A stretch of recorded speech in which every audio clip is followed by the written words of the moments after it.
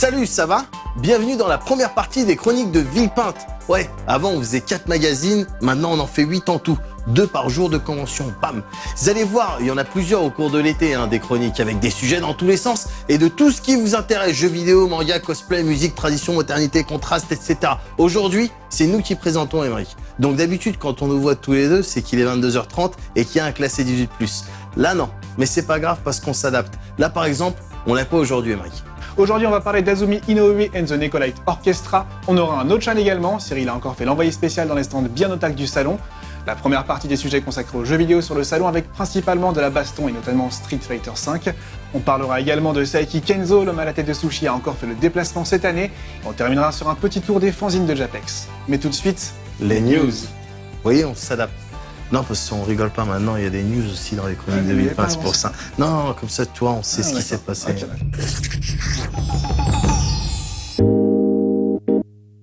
Jeudi, premier jour du salon, mais pas forcément le moins fréquenté. Dès le début de matinée, une foule compacte sort de la gare RER et se dirige vers le salon. Au lieu de rentrer par la façade, les visiteurs doivent contourner le bâtiment et suivre un long parcours de plusieurs centaines de mètres avant d'entrer dans un premier hall vide. Ici, ils passeront les contrôles de Vigipirate afin de ressortir à nouveau et d'atteindre un second hall où ils seront soumis à l'épreuve impitoyable des barrières en zigzag.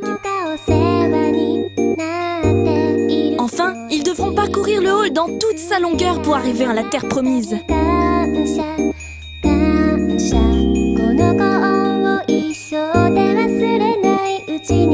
Première surprise, tous les noms des salles ont été changés. La scène principale devient la scène Ichigo, le JE Live House est rebaptisé scène Karasu, la scène jeux vidéo devient Take, la scène Japan Expo prend le nom de Yuzu et ainsi de suite. À ce sujet, on remarquera de gros changements au niveau du JE Live House ou la scène Karasu maintenant, vous suivez? Si on peut regretter que les écrans géants aient disparu, on peut tout de même reconnaître que la scène était bien plus belle, mieux construite et proposait des effets de lumière beaucoup plus puissants et travaillés que les années précédentes.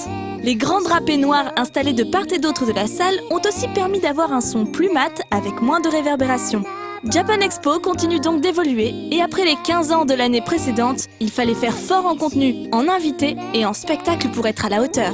Cette édition sera-t-elle réussie? C'est ce que nous verrons tout au long de ces magazines Chroniques de Villepinte, que vous pourrez suivre pendant tout l'été. Le même jour, à des milliers de kilomètres du salon, Iwata Satoru se bat contre une tumeur et ses complications, qui l'emporteront malheureusement quelques jours plus tard, le 11 juillet 2015, à l'âge de 55 ans. Figure historique de Nintendo aux côtés de Yamauchi Hiroshi et Miyamoto Shigeru, Iwata en était président depuis 2002, date à partir de laquelle il a œuvré à la reconstruction complète de l'entreprise, de ses produits et de son image. À l'origine de consoles comme la DS ou la Wii, et donc de l'impact énorme qu'elles ont eu sur le jeu vidéo en règle générale, c'est également lui qui a fait entrer Nintendo dans une nouvelle ère de communication avec l'installation des Nintendo Direct ou des Iwata Asks. Dans ces longues sessions d'entretien avec différents développeurs, subsistaient encore clairement les contours du passé d'Iwata, qui avait commencé sa carrière de programmeur chez HAL Laboratory, où il a pu travailler sur Balloon Fight, Earthbound ou la série Kirby. Technicien très doué, il tint notamment un rôle déterminant dans le développement de Pokémon version or et argent, en trouvant seul un moyen d'intégrer la région de Kanto dans les jeux. Une petite anecdote parmi les nombreux autres qui ressortent aujourd'hui. Alors que la présidence de Nintendo est temporairement assurée par Miyamoto Shigeru et Takeda Genyo, et que le monde du jeu vidéo s'attache à rendre l'hommage qu'il mérite à un homme qui se décrivait lui-même comme président de titre, développeur de métier et joueur dans l'âme.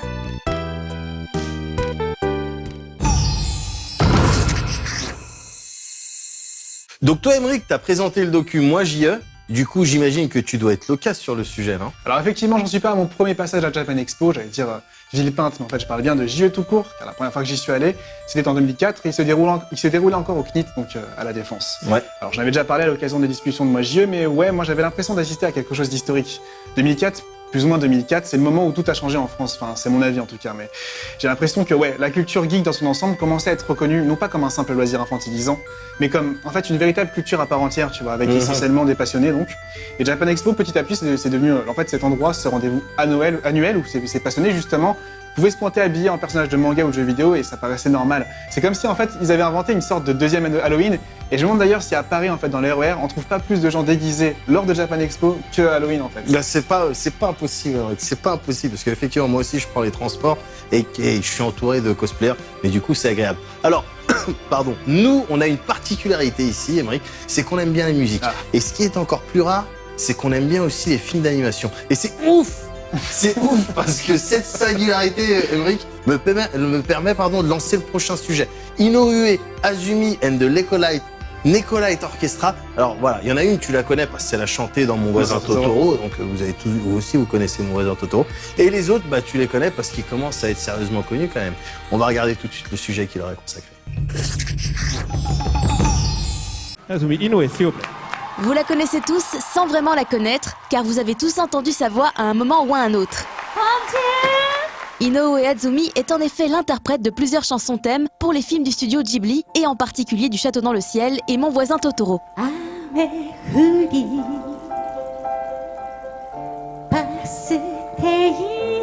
Avec le Nekolite Orchestra, elle inaugurait la nouvelle salle de concert fraîchement renommée Senkarasu. Et elle était accompagnée de sa jeune fille, Yuyu, tout juste âgée de 10 ans. Et le moins que l'on puisse dire, c'est qu'elles sont très complices. ステージ上で一緒に立ってる時はまあチームライバルいやライバルじゃないでしょ。ライバルじゃないかライバルみたいなものかないや違う。そっか2人で楽しく本当にもともと私一人でコンサートをやっていたのでゆうゆがデビューして、小学生シンガーとして今頑張ってるんですけどこうやってね2人でいろんなところに行っていろんな皆さんに私たちのデュオを聴いてもらえるっていう本当にすごく感謝して歌っています。はい、やっぱり声質がすごく似てるので似てるかな。似てるって言われるじゃん。そうなの時と場合による。あ、そうね。どんどん娘も小さい赤ちゃん的なことこのなんていうんですか言葉というか声からどんどん女性としての色気出てないね。出てないよ。まだその年じゃないよ。どんどん本当にやっぱり声も変わってきているのでそういったことをコンサートの中でも感じることがすごくあるので今回は日本じゃなくてこのフランスでどんな歌を歌ってくれるか私自身もすごく楽しみです。はい。Et leurs prestations à deux étaient particulièrement sympathiques. Lors du concert, elles ont repris ensemble la chanson du film Pogno sur la falaise. La voix de Yuyu marchait très bien sur ce morceau en forme de comptine.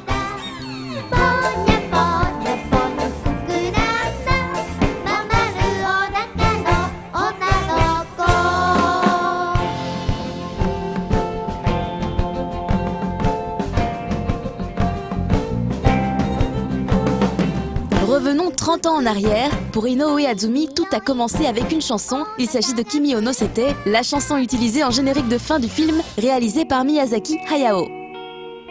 そうですね。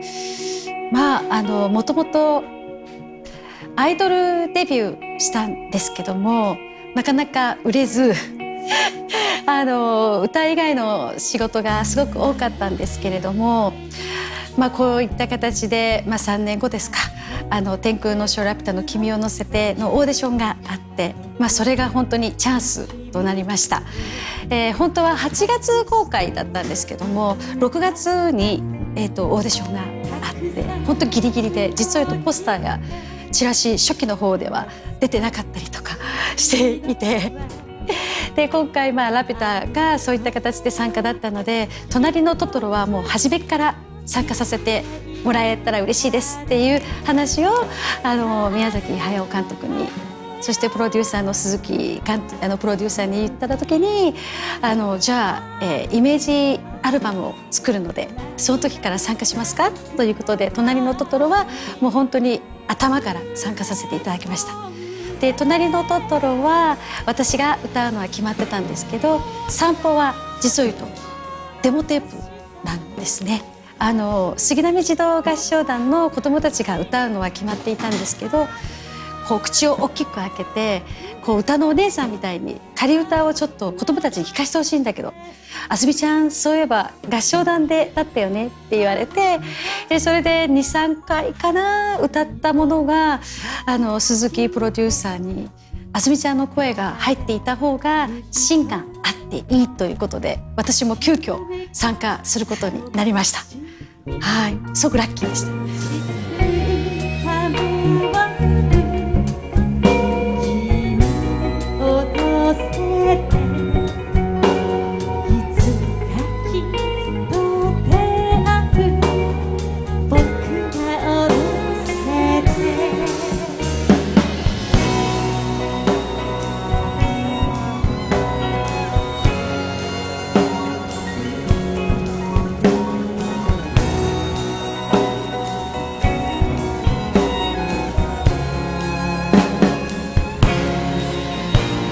隣のトトロもラピュタも当時ですね、ちょうどラピュタが29年前でトトロが26年前なんですけど、あまり当時は売れなかったんですよ。すごくいい歌なのに、いい歌を歌わせていただいているのに、どうしてアルバイトしなきゃいけないんだろうってすごく思っていた時期が結構長かったので、32年経ってるんですけど、まだまだこれからだなと思いながら今も歌ってます。はい、もう本当にありがたいなって思いますね。で、特にこの数年、海外でのコンサート公演が多いので、ぜひ世界の皆さんに自分の歌声をきっと皆さんすごくスタジオジブリさん愛してらっしゃるので、そういった意味で期待を裏切らないように頑張って歌っていきたいと思います。はい。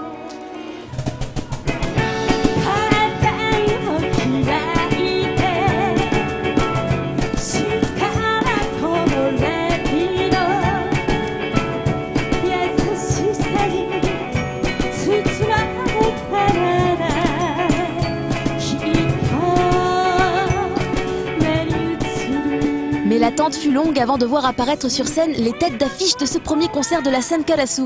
En effet, Inoue Azumi et sa fille ne sont arrivés que pour les dernières chansons, ce qui est un peu surprenant et décevant si on s'attendait à les voir pendant presque 1 heure. Fort heureusement, la formation Nekolite Orchestra, groupe de musique créé en 2011 dans le sud de la France et reprenant principalement des génériques d'animés, nous ont fait patienter de la meilleure des manières. Pendant presque 35 minutes, les 8 membres aux perruques bleues ont fait voyager les milliers de personnes présentes dans la salle.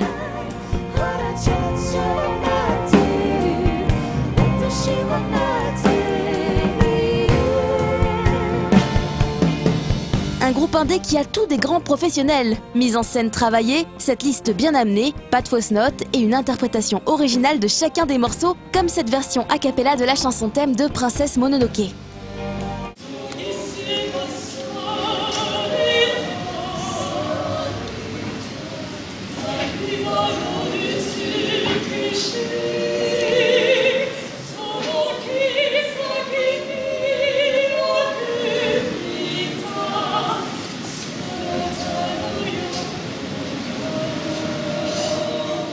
Un groupe à suivre de près. Mais revenons-en à notre duo mère-fille. Si en France, c'est assez rare de voir de jeunes enfants faire carrière dans le showbiz, au Japon, c'est beaucoup plus courant.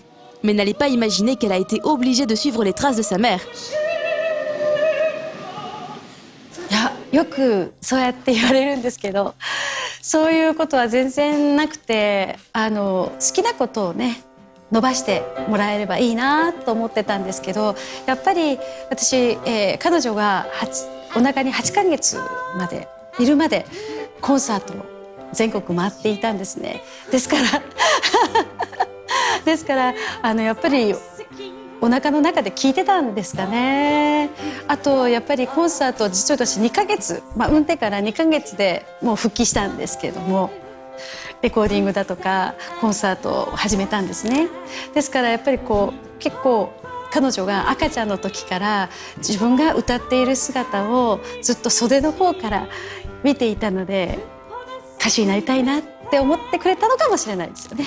なんか歌はずっと歌い続けていきたいので、歌手っていう夢はそのままずっと残しておいて、でもずっと歌だけじゃずっと残っていきられないのでモデルとか女優とかも一回やってみたいです。本当お母さんの教育が素晴らしいですね。はい。そうですか、ありがとうございます。なんで今席いや、すみません。もうむせました。そうですか、そんなこと考えてたんですか。Le concert s'est terminé en apothéose avec les 2 chansons de Totoro. Tout d'abord Sampo, le générique de début, une petite ritournelle aux allures de marche militaire.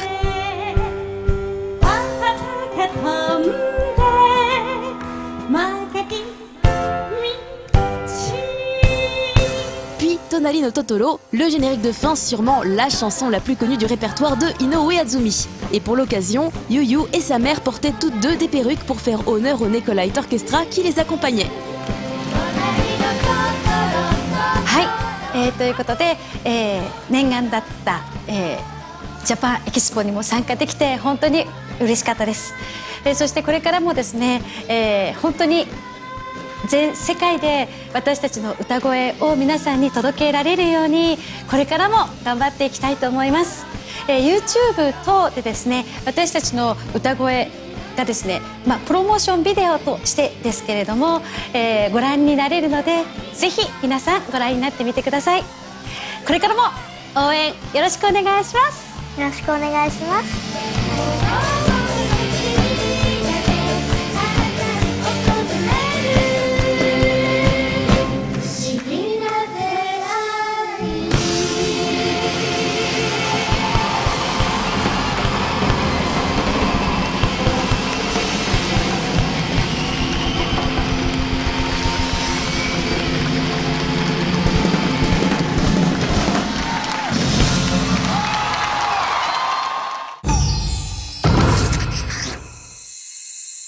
Alors moi maintenant, Émeric, j'ai envie de parler de ma relation avec Japex parce que si je raconte pas de bêtises, une des premières fois, voire la première fois où j'y suis allé en fait, et là attention parce que révélation, donc attention les téléspectateurs, c'était pour le tournage du Geeks Life spécial Japan Expo.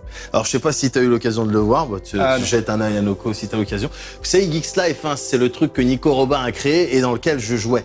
Mal, je jouais très mal. J'ai revu, je jouais très mal. Il y a eu un moment où tu jouais mal. Ah oui, il y a eu un moment où je jouais mal. J'ai revu cet épisode en particulier récemment, et puis plus d'autres aussi que j'ai eu, et donc je jouais très mal. C'est marrant de me voir avec un acting aussi pourri. Et dans cet épisode, à un moment donné, il y a un jeune qui vient me solliciter. Et moi je fais genre, je crois qu'il veut un autographe et tout, mais en fait, non, en fait c'était un stagiaire d'Alex. Si mes souvenirs sont bons, il dit non, j'en fais, je suis stagiaire. Enfin là, je vous pète un peu la chute, mais c'est pas grave parce qu'honnêtement, c'était pas très bien. Bref, à chaque fois maintenant du coup que je vais là-bas et que je signe un truc, n'importe quoi, sur un No Life Story ou sur quoi, ou que je prends une photo, ben il y a toujours une petite partie de moi qui pense à cette scène-là où je jouais mal et il y a un mec qui venait me voir et puis je faisais genre. Et du coup là, tu vois, j'ai la nostalgie qui s'installe. Du coup, si ça ne dérange pas, on a envie de lancer notre chaîne.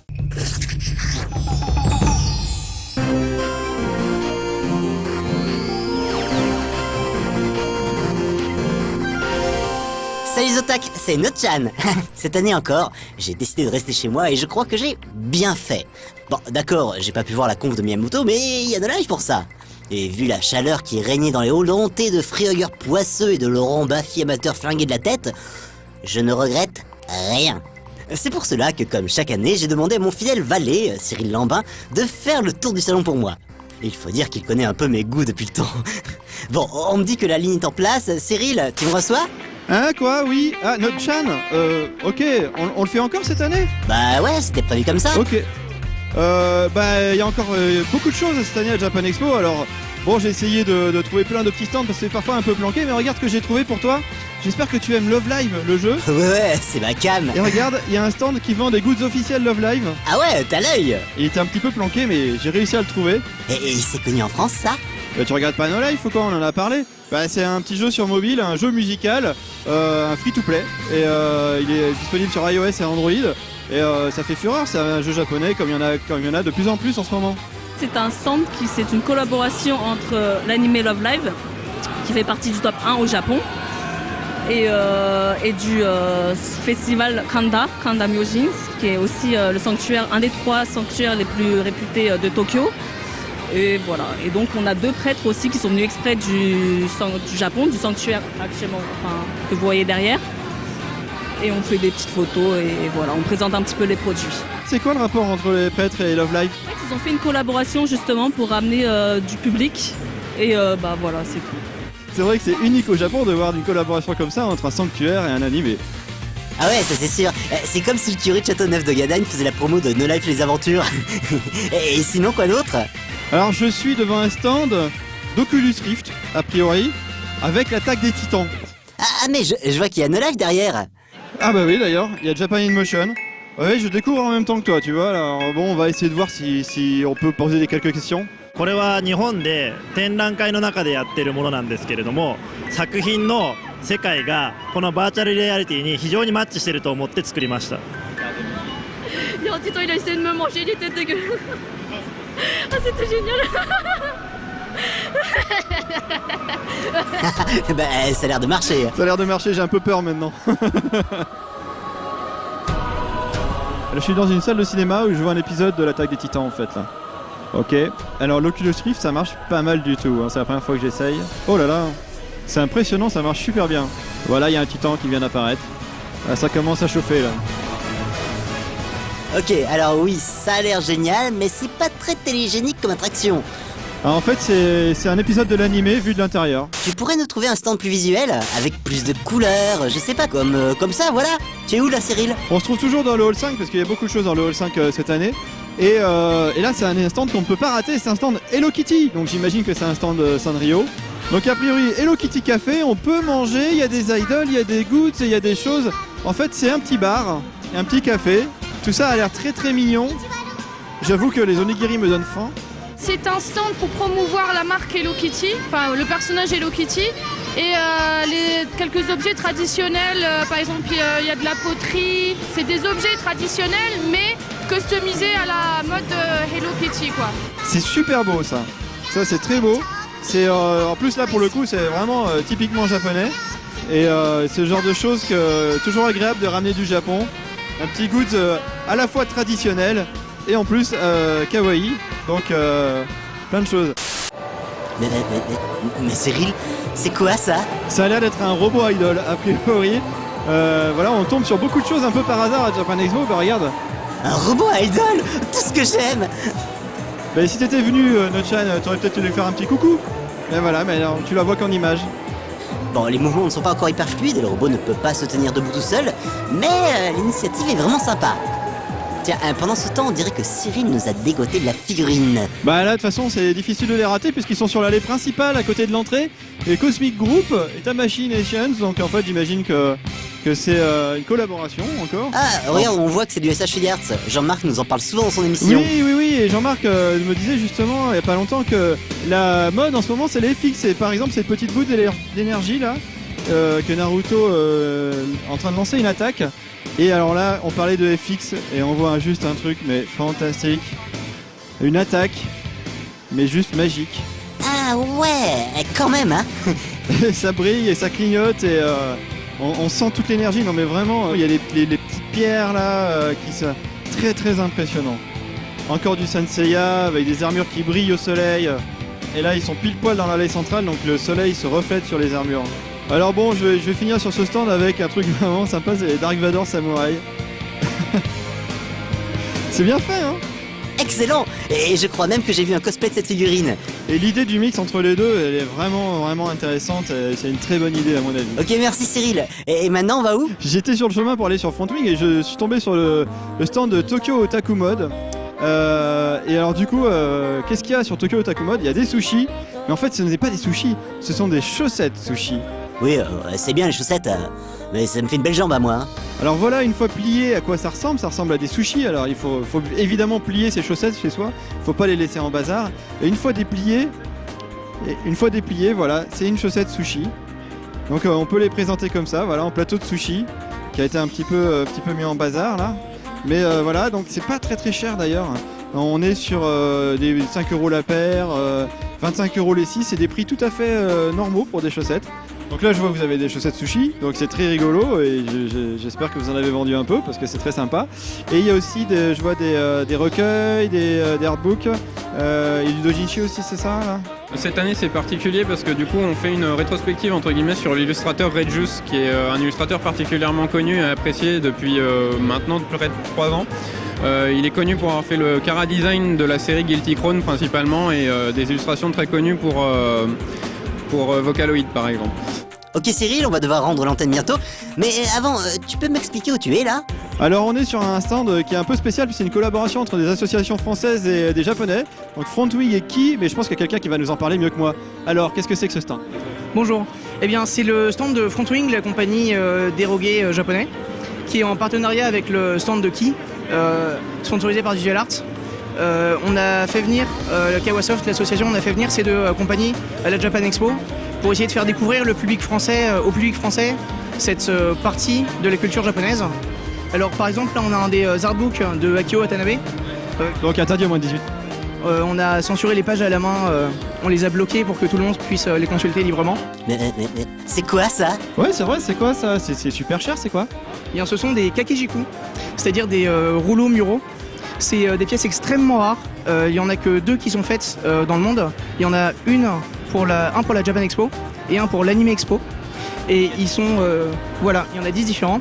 Et ils sont tous signés de la main de l'auteur, manuellement. C'est également un objet de très grande valeur parce que c'est vraiment quelque chose qui a été fait selon les procédés traditionnels. C'est les mêmes procédés qui sont utilisés pour faire les objets équivalents dans des temples au Japon. Et les procédés sont faits pour garantir que les couleurs ne se dégraderont pas avant 100 ans. Pour l'instant, à la Japan Expo, on en a vendu 4. Et à l'Anime Expo, ils en ont vendu 5. Attends, là je ne comprends plus. Il y en a 2 dans le monde entier et vous en avez vendu 4? Non, c'est parce qu'il y a 10 modèles différents. En fait, il y a 10 modèles différents et 2 de chaque. Un qui part pour Japan Expo, un qui part pour Anime Expo. Et comme ils sont signés, eh bah, limite un jour peut-être que le gars qui a celui de Japan Expo, il va retrouver son jumeau d'Anime Expo. Ok, Cyril, il ne me reste plus qu'à te remercier. Grâce à toi qui as bravé la foule, la chaleur ma place, j'ai vécu Japan Expo comme si j'y étais. enfin, sauf pour l'Oculus, ça rend vraiment rien en télé. Bon allez, allez rentrez les otaques.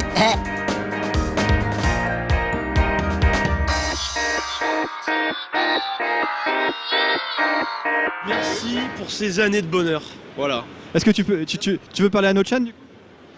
Je veux bien, oui, pourquoi pas. Comment ça va?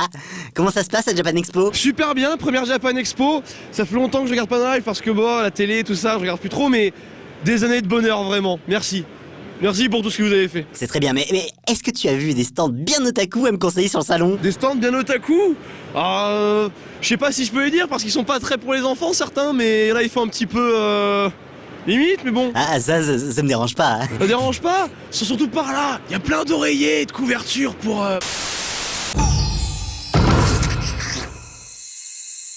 Alors il se trouve que le premier sujet jeu vidéo de ces chroniques de Villepinte parle de baston et plus spécifiquement de Street Fighter. Une licence qu'on n'aime pas beaucoup à la rédac, n'est-ce pas Médoc? Ouais, non, c'est clair. Street, c'est juste une religion en fait au boulot. Donc ouais, il se trouve qu'on a pu mettre la main sur Street Fighter 5 et mes impressions, je crois que le jour où j'aurai le jeu pour de vrai, il est fort probable que ce soit mon dernier jour de vie sociale. Il n'y a qu'un seul jeu qui arrive à me faire jouer de non-stop de 20h à 4h du matin et c'est évidemment Street Fighter. Et je crois que ta Chun-Li est bien placée pour connaître ma passion Street Fighter. Ah, ma Chun-Li, effectivement, elle est bien placée. Ouais. Alors, moi, parler de Street, ça me fait penser, en fait, à mon tout premier tournoi non officiel de Street Fighter 2, en l'occurrence, parce que le 1, je sais même plus si tu pouvais jouer à 2. En tout cas, ce qui est sûr, c'est que le 2, je l'ai dosé. Et des fois, tu sais, quand tu joues aux jeux vidéo, voilà, t'as ce genre de souvenir. Moi, mon tout premier tournoi non officiel, c'était à Saint-Thibaud-des-Vignes. C'était, c'est dans le 77, évidemment. C'était un tournoi où je jouais contre, il y avait uniquement, je dis pas ça pour rigoler, il y avait uniquement des grands noirs, des grands noirs, qui jouaient super bien. C'était des potes à moi, enfin, il y a une grosse partie, c'était des potes à moi, d'autres que je connaissais pas du tout, mais qui étaient à fond dans Street.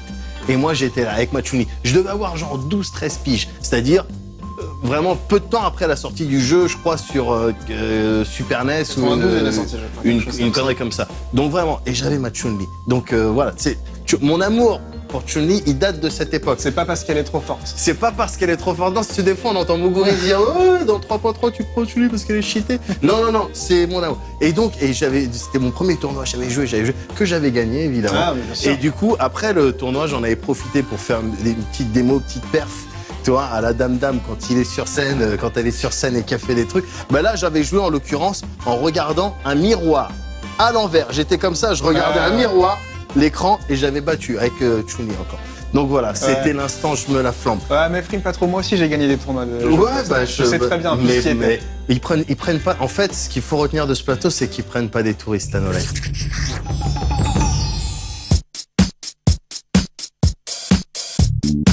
Coincé entre l'E3 et la Gamescom, Japan Expo a longtemps peiné à se faire une vraie place parmi les événements liés aux jeux vidéo.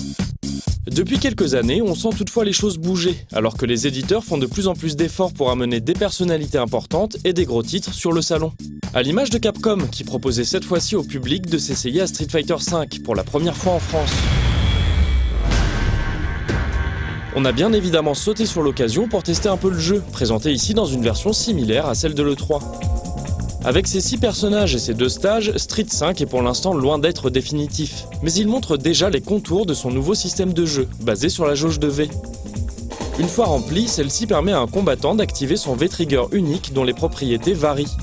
Cammy et Dictateur voient par exemple leurs coups spéciaux modifiés pendant un certain temps, tandis que Birdie gagne un bonus de dégâts temporaires ou que Charlie peut se téléporter une fois. Contre un fragment de la même jauge V, un personnage pourra également utiliser le V-Reversal qui permet de repousser un adversaire après un coup encaissé dans la garde, selon un principe qui rappelle l'Alpha Counter de la série des Street Fighter Alpha. Et pour remplir cette fameuse jauge, il faudra utiliser le V-Skill, qui se déclenche à l'envie d'une simple pression simultanée sur poing et pied moyen.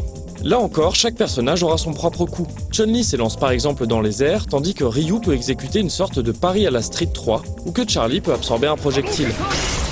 C'est peut-être ce point précis qui nous réserve encore le plus de surprises, puisque chaque nouveau personnage annoncé amènera son propre V-Skill avec tout ce que ça peut impliquer en termes d'équilibrage. En l'état actuel des choses, Cammy peut par exemple sembler assez peu gâtée avec son Spin Knuckle, comparé à d'autres combattants. Mais il faudra bien évidemment attendre la sortie définitive et les éventuelles modifications du système opérées entre-temps pour s'en faire une idée pertinente. D'ici là, on sent déjà une volonté de changement assez radicale de la part de Capcom, qui n'hésite pas à puiser dans d'anciennes mécaniques qui ont fait leurs preuves plus tôt pour créer quelque chose de nouveau. On sent du Alpha dans Street Fighter V, mais aussi du 2X et un peu de Third Strike. Tandis que l'abandon de la focus et du principe d'Ultra sonne comme des désaveux de Street Fighter 4 et de ses mécaniques de comeback et ses solutions défensives pas toujours très appréciées. Plus récemment, à l'occasion du Comic-Con San Diego, Capcom a également révélé le personnage de Ken, dont l'aspect douteux est amplement rattrapé par une palette de coups assez originale qui l'éloigne plus que jamais de Ryu et des autres Shoto. On a hâte de pouvoir l'essayer, grâce aux 3 sessions de bêta dont la première se tiendra du 23 au 28 juillet sur PS4 uniquement.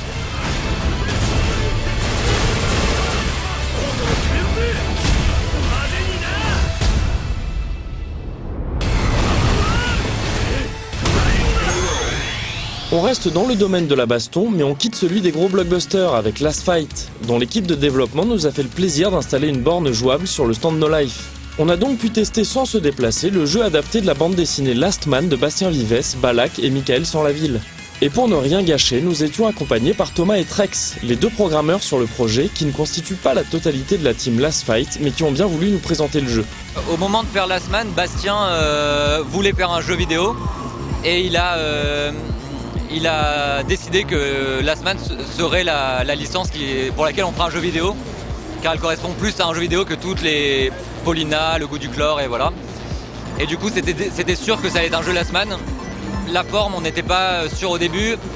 On a beaucoup de fans de Street Fighter donc ça allait s'approcher d'un jeu de combat. Et on a préféré aller vers un Power Stone pour toucher un public plus casual et les soirées en canapé à 4, voilà, avec tout le monde derrière le même écran et on se tape dessus et on s'éclate bien.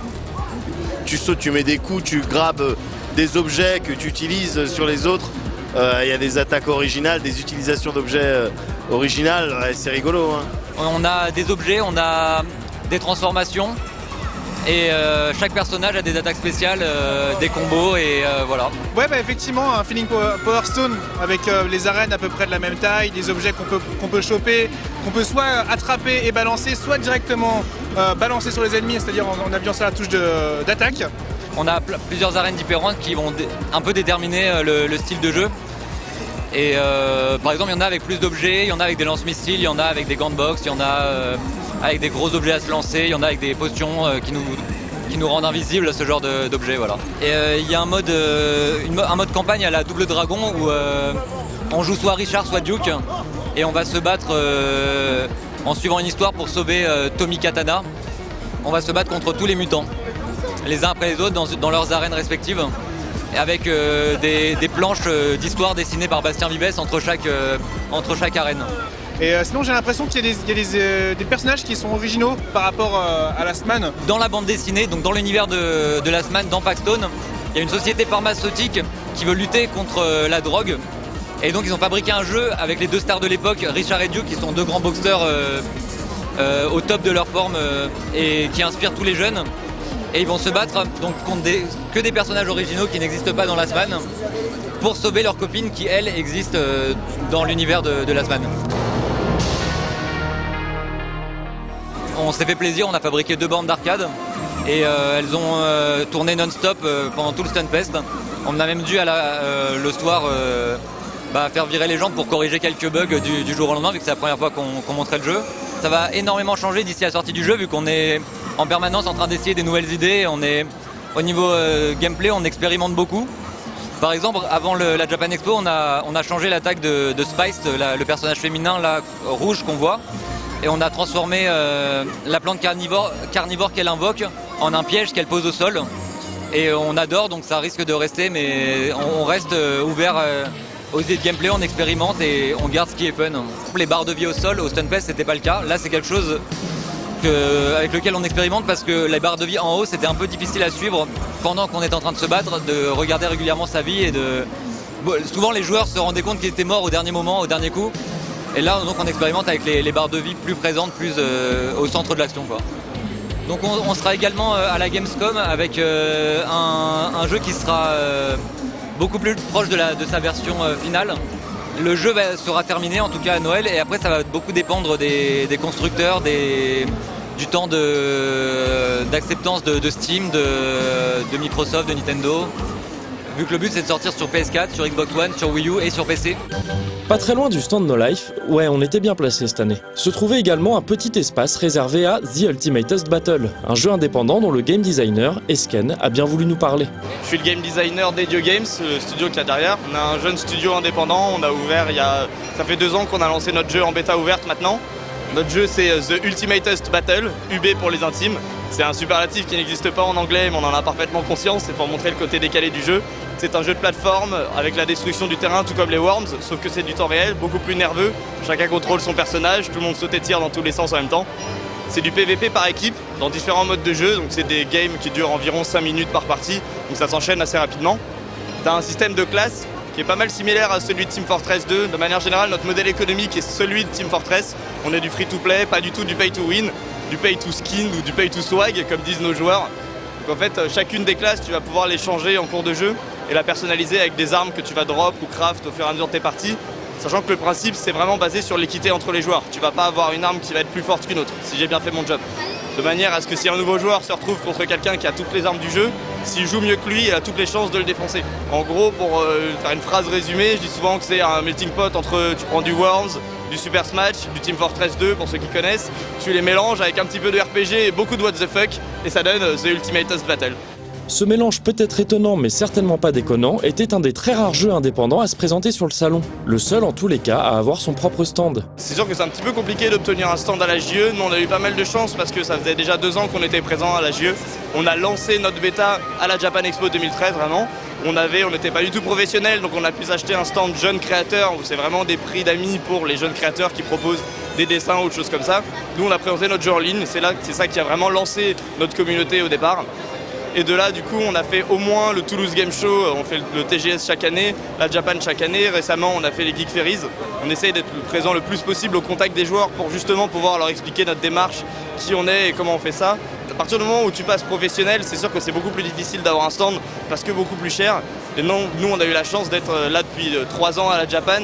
Et du coup, quand j'ai expliqué à l'organisation que nous, ça allait être notre 3e année, mais qu'on n'avait clairement pas les moyens de se payer un vrai stand pro, étant donné le budget, ils nous ont fait un gros prix d'amis pour justement nous permettre d'avoir cette visibilité hors du commun qu'est la Japan, parce que ça reste quand même la référence des studios, des festivals geeks en France. Si vous n'avez pas eu l'occasion de tester The Ultimatest Battle sur le salon, le jeu est donc actuellement disponible gratuitement en version bêta, en attendant sa sortie officielle prévue en début d'année prochaine. On espère avant ou courant début 2016, parce qu'au final, notre statut de bêta, il est uniquement là parce qu'on ne va pas tester un contenu pendant longtemps en privé avant de le faire tester par la communauté. Là, typiquement, on a sorti les guildes, il y a les casernes, l'équivalent de nos guildes, il y a 2 semaines environ. Et du coup, on l'a directement fait tester à la communauté, on l'a pas préparé dans notre coin, mais ça veut dire que lorsqu'on sortira de cette phase de bêta, il n'y aura pas du tout de remise à zéro des inventaires, des niveaux ou quoi que ce soit. Nos joueurs auront simplement le titre bêta-testeur en plus pour nous avoir aidé à tester le jeu pendant tout ce temps. Moins surprenant que les Power Stone-like et autres jeux indépendants, Bandai Namco était également présent sur le salon. Venu comme à l'accoutumée avec un grand stand qui faisait très judicieusement le pont entre le hall Japon et le hall jeux vidéo, l'éditeur a présenté ses gros titres de l'année, comme Dragon Ball Xenoverse ou encore J-Stars Victory vs Plus. Mais aussi ses jeux à venir, parmi lesquels figuraient les traditionnels nouveaux épisodes de Naruto Shippuden Ultimate Ninja Storm et One Piece Pirate Warriors, mais aussi Tekken 7, Project X Zone 2, Godzilla et Saint Seiya Soldier Souls. On vous reparlera d'ailleurs prochainement de ce dernier à travers une interview de son producteur Mito Ryo. D'ici là, tâchez d'affûter vos sens, et en particulier le 7e.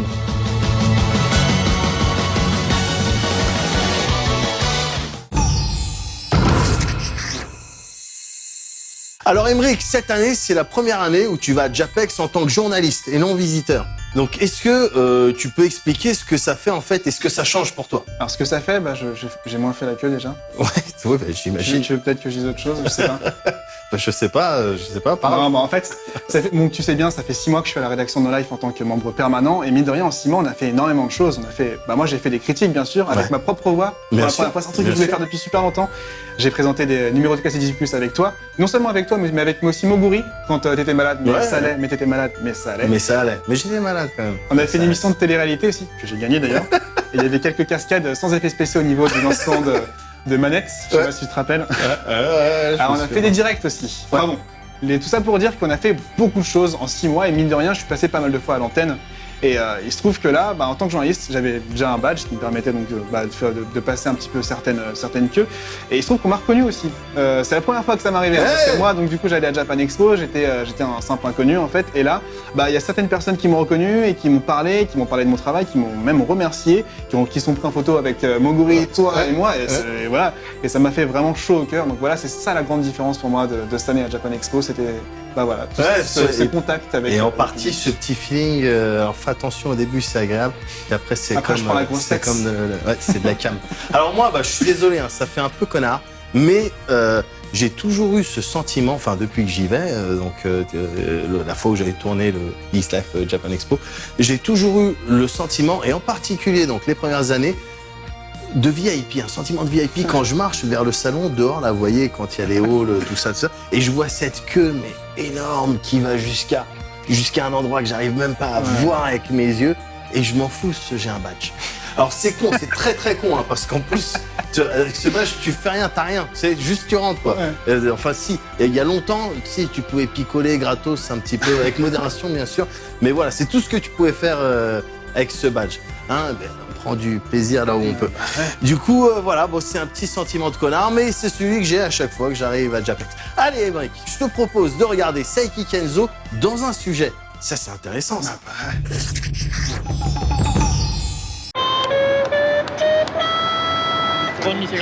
Tout comme l'année dernière, Saiki Kenzo avait pris un petit stand à Japan Expo. Son objectif, faire découvrir sa musique et plus généralement la new wave japonaise au public français. Miku and new Vocaloid Cyber Diva from Japan. And Cyber Diva と初音ミックを紹介してますけど、特にこのサイバーディーバーは今年出たばっかりの英語が喋れる、英語で歌えるソフト、で非常に面白いので、自分のバンドハルメンズっていうのでやった曲をこうやってサイバーディーバーで打ち込んだものを今回、このブースで紹介してます。Il n'a l'air de rien comme ça, mais Saiki est un personnage à part, déjà par son métier qui est dentiste. Un métier qu'il pratique tout en menant sa carrière artistique en parallèle. On le surnomme même parfois le dentiste chantant au Japon. Et surtout, c'est un compositeur et parolier très apprécié. Il a écrit par exemple les paroles de Ai no Tane, la première chanson des Morning Musume, mais aussi la bande originale de l'anime NHK ni Yokoso. Et peu de gens savent qu'on lui doit aussi la naissance des Denpagumi Inc. 電波組が来てて、電波組は僕名付け親なんですね、ですから非常に嬉しかったですし、僕は、2009年、2009からディアステージという秋葉原のアイドルカフェずっと、プロデューサー的に接していまして、そこで女の子を、CD 作ったりしてたんですけど、それが、僕が終わる頃に電波組ができて、で名付けて去ったという感じですね、ですから僕は秋葉原の盛り上がりの、創世期みたいな頃によく秋葉原にいました。はい。Mais Saeki n'est pas seulement un auteur-compositeur, c'est aussi un interprète de talent. Il excelle dans les reprises de Serge Gainsbourg, qu'il réinterprète dans des versions complètement revues au niveau musical et souvent très jouissives. Il a également lancé le projet Clo-Clo in Japan, un album où de nombreux artistes reprenaient les tubes de Claude François.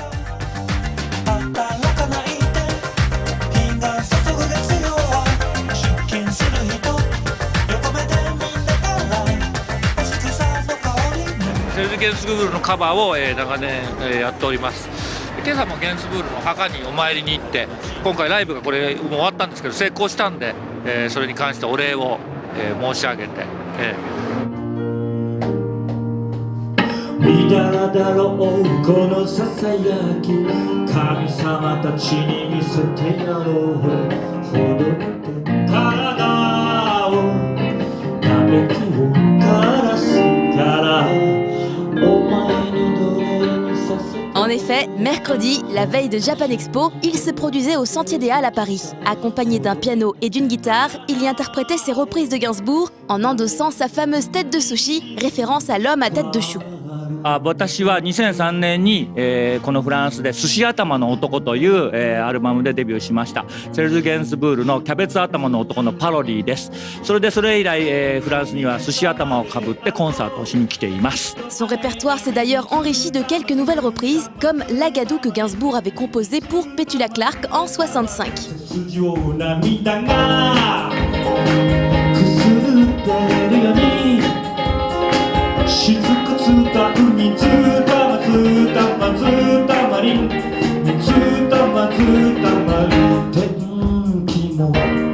それはですね、ゲンズブールの歌が CD で手に入れやすくなって僕らは聞いたことが実はなかったんですね。初期のものはジュテームとかはジュテームモノンプルとか聞いてましたが初期の、ポランスマデリラルポランスマデリラとかシェーライエイエとかかっこいい曲がたくさんあってで全部 DJ ユースその頃クラブシーンがすごく盛り上がっていてそれで、ゲンスブールがもうすごくかっこよくなったんですね。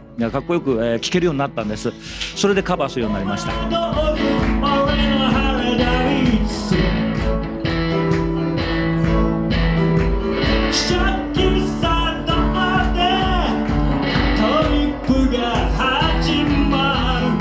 気をつけていることは全て直訳で、歌うことで、日本でフランス語の先生をしているフランス人からお前の、歌は全て、同時通訳をしているようだというふうに、褒められていただきました。で下品な部分も全部、きちっと訳すことが僕の仕事です。Le spectacle se termine avec une mémorable interprétation du Poinçonneur des Lilas, une chanson dont le texte l'a profondément marqué et qui a été le point de départ de son amour pour l'œuvre de Gainsbourg. Cet artiste multicasquette, très ouvert sur l'étranger, mais en même temps terriblement japonais, mérite plus que jamais d'être mieux connu dans notre pays. Espérons que la scène Karasu l'accueille un jour. パティは俺は最高だって言うじゃないちっちゃい穴小さい穴俺が開ける小さい穴二等車の穴ウィートの穴ちっちゃい穴小さい穴ピクに開ける小さい穴私は佐伯健三です。ゲンスブールの歌を日本で広めたりあるいは日本で皆さんの好きなアニメの作詞をしたりしています。これからも僕の歌オタクの人たちにも普通の人たちにも皆さんに聴いていただきたいんで健三最強を忘れなくどうかよろしくお願いいたします。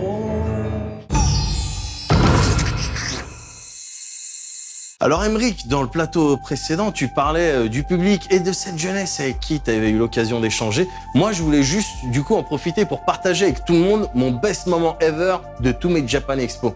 Alors c'était pendant un Marcus contre le reste des gens, là, contre le reste du monde. Je crois que ça se fritait sur Mortal Kombat, je sais plus. Mais en tout cas, j'étais un guest. Tu sais, il faisait monter des guests, entre autres de la chaîne, et moi j'en faisais partie. Et quand on m'a annoncé, là je suis arrivé comme ça, j'ai levé les bras et tout, et j'ai entendu les gens, quand ils m'ont eu, j'ai entendu les gens gueuler « Médoc !» Alors, c'était rien, ça a duré genre même pas 3 ou 4 secondes, c'était rien du tout. Mais à l'intérieur, j'étais ouf. Heureusement que je portais un Bermuda tight près du corps, parce qu'on aurait vu que j'étais trop content. Voilà. Et toi, Aymeric, donne-moi donc ton best souvenir ever dans le Japan Expo. Alors, est-ce que je peux en dire 2 d'un coup? Vas-y. Alors, en fait, mon anecdote, elle est un petit peu plus récente, elle est un petit peu plus courte aussi. Ouais. Il se trouve que donc à cette édition de Japan Expo, les invités c'était Miyamoto et Ken Akamatsu. Ouais. Et donc, j'ai pu rencontrer Shigeru Miyamoto. Est-ce que tu sais qui c'est, Shigeru Miyamoto? Donkey Kong, Mario, Zelda. Est-ce que ça te dit quelque chose? Ça m'évoque. Bon, en fait, c'est toute ma vie de jeu vidéo, enfin, toute ma vie de joueur en fait. Et je pensais pas que mon métier m'amènerait un jour à le rencontrer. Je l'ai pas rencontré, enfin, je l'ai assisté à la masterclass qu'il a faite.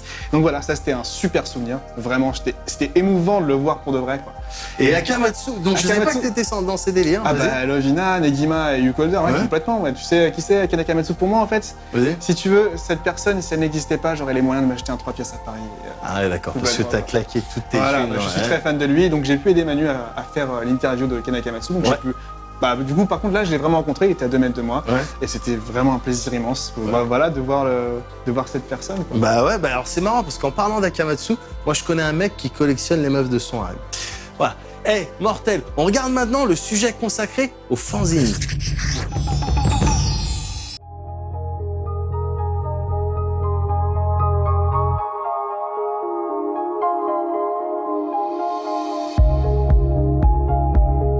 Le fanzina, c'est une tradition depuis plus de 20 ans dans les conventions occidentales d'anime et de manga. Japan Expo ne fait pas exception, et cette année encore une grande partie du salon leur était réservée. Alors que du côté Hall 6, on trouvait de longues allées remplies de stands proposant vraiment de tout, le Hall 5A proposait cette année encore une zone de créateurs pro ou semi-pro. Et même si les fans de yaoi devaient trouver plus facilement leur bonheur que les autres, la diversité des styles et des thèmes présents frappait une nouvelle fois. On pouvait par exemple tomber nez à nez avec de mignons petits monstres venus de Belgique. I'm Isabel Bala. I'm a Belgian artist. I'm drawing fantasy for like 7 years right now, and I'm making my own comics. They're called The Quest of Yin. It's getting published in 2016 for the first time, and I'm very excited. You're drawing mostly creatures, and why creatures? Because I like animals. They are fun, they are soft, they are cute and dangerous. They can be very fantasy. And the colors are always bright, and I like bright colors. Isabelle est, comme beaucoup d'artistes, présente sur le site Patreon, qui permet de soutenir directement ces derniers. Patreon is a community actually, and you can have an account as a visitor or as a creator. And visitors can support a creator each month or each week or each 2 weeks by donating a certain amount, and when you donate $1 or $2, $3, you unlock a certain content like PSD files, high resolution files, the comic, 1 page each week or 2 pages each week and stuff like that.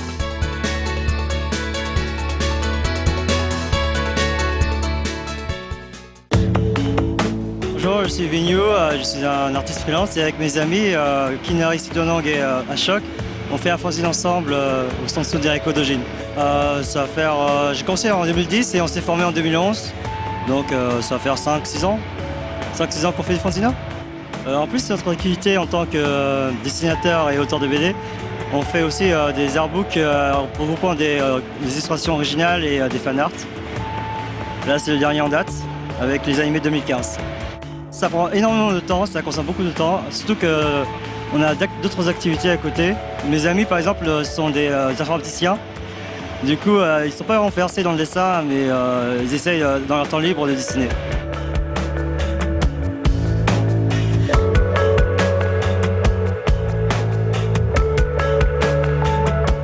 Je suis Eternales, une artiste freelance. Je dessine depuis plus de 10 ans. Donc, selon la Japan Expo, j'ai commencé qu'en 2008. Dans les salons, je vends plutôt du fan art, mais sinon, je fais beaucoup aussi d'originaux, mais c'est plutôt sur Internet. Et le fan art, mon fan art préféré, enfin, ma série préférée pour l'instant, c'est Tokyo Ghoul. Donc voilà, c'est pour ça qu'il y a beaucoup de posters de Tokyo Ghoul. La plupart des fan art que je fais, c'est que des séries que j'aime bien, comme Kuroko no Basket. Ensuite, il y a Attack on Titan, Sword Art Online que je viens de connaître assez récemment et que j'adore. Et Tokyo Ghoul. Mais les stands amateurs de Japan Expo, c'est paradoxalement aussi le moyen de rencontrer des professionnels, que ce soit dans le jeu vidéo ou la manufacture. Je m'appelle Gratian Prosper, je travaille pour Hank Bunny Studio, c'est un studio de développement de jeux vidéo. Et à la Japan Expo, aujourd'hui, on présente notre jeu Macro Boy Y. C'est un fils spirituel de Megaman, un platformer combat qu'on développe depuis quelques temps. Là, on montre un prototype qui a été fait en un peu plus de 2 semaines et on essaye de produire la version finale du jeu d'ici à l'année prochaine. C'est un jeu qui peut jouer à 8 derrière son écran, qui est possiblement jouable en réseau aussi, pour pouvoir permettre aux joueurs de rendre le jeu massivement multijoueur, beaucoup plus convivial, pouvoir jouer à 8 avec des potes contre plein de gens partout dans le monde. Et en ce moment, on fait sa campagne pour son Greenlight sur Steam. La boîte a ouvert au début de l'année. Et on essaye encore de savoir, de se découvrir, de savoir comment on fait fonctionner un véritable studio de jeux vidéo. Parce qu'on cherche du financement, comme on est surtout développeur, on cherche de l'aide vis-à-vis, avec des graphistes, des compositeurs, ce genre de choses. Le concept, c'est que c'est un platformer combat. C'est-à-dire que dans ce jeu de plateforme, le but n'est pas de sortir d'un niveau, mais de décimer tous les adversaires à l'écran. On veut offrir du fun rapide aux joueurs, à plusieurs derrière le même écran et en même temps avec plein de gens partout dans le monde pour que ça soit justement plus convivial, comme je disais tout à l'heure, et que les joueurs partagent une expérience fun et rapide avec un maximum de gens. Alors, je suis créatrice du site sakaboutique.fr et en ce moment on présente vraiment des objets. Il y en a certains c'est fait main et l'autre partie c'est créé avec des artistes asiatiques. Alors en fait Saka c'est vraiment un concept qui est assez original pour les Français parce que pour les Japonais ça veut dire bazar, mais en fait plus concrètement c'est tous les objets qui peuvent embellir vraiment la vie quotidienne. Donc ça pourrait être des coussins qui est super joli ou comme quoi ça peut être des rideaux japonais, un petit bracelet ou un stylo qui porte bonne humeur. Et ça fait combien de temps que ça existe? Alors en fait ça fait pas très longtemps parce qu'en fait je suis une jeune maman donc avant j'étais commerciale mais là pour ma fille j'ai envie de créer quelque chose qui porte vraiment un sens pour la vie. Même si l'espace dédié aux amateurs et semi-pro est loin d'atteindre celui des conventions japonaises, Japan Expo continue d'être une référence en Europe, à tel point que les auteurs d'autres pays font le déplacement chaque année. Donc, encore une fois, merci à tous les auteurs présents et à l'année prochaine.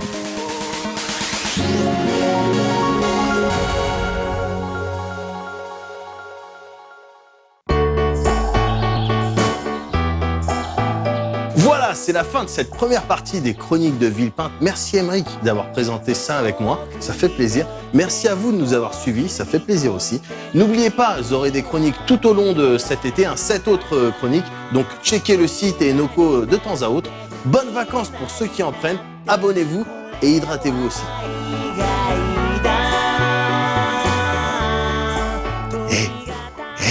Pendant que tu kiffes notre générique de fin, je t'annonce le programme de la prochaine Chronique de Villepinte. On y parlera cosplay déjà, donc ça c'est pas mal. Mais aussi musique, avec du live report d'Ailu Grace dans un premier temps. Et aussi du label japonais Brave Wave, qui donne dans de la musique de jeux vidéo justement. Ensuite, écoute-moi, c'est moi qui parle. Ensuite, comme d'hab, t'auras le droit à ton petit tour des stands animés manga. Et enfin, tu termines avec les meilleurs qui te présenteront de manière professionnelle différentes activités présentes sur le salon. Tout ça dans les prochaines chroniques. Vas-y, je te laisse. Tranquille. C'était juste pour dire ça.